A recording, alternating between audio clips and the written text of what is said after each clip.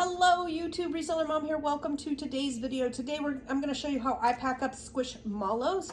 This will work for any sort of big fluffy pillowy thing out there that you might be selling. You think of sleeping bags, blankets, any sort of stuffed animal, it will work. And this is probably the best process after fighting with these guys many a times.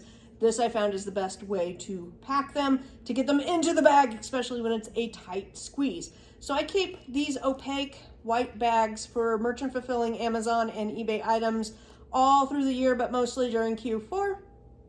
This is a 24 by 24.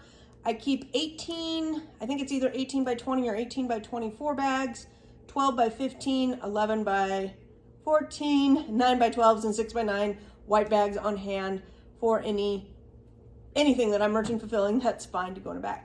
Okay, so you have your items in there, face that out. You basically, you lay on it, let it get all squished down, This is where the big problem is usually the sticky tab, right? So the sticky tab, once you pull this off, it's difficult. So watch quick, because this is a quick process. You just do like that, fold, ta-da, all done. So it is now folded, and it's okay if this air now gets back up. You can see it's blowing back up, and it's fine. If it is questionable at all, I will put a piece of tape along this side as well to reinforce the bag.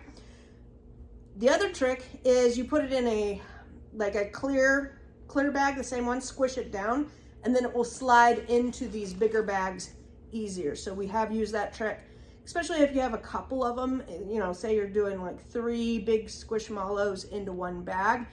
If you do this with the clear bags, put them each in an individual clear bag and get all the air out and seal them, then you have a little bit of time before it poofs back up to get it into its shipping bag.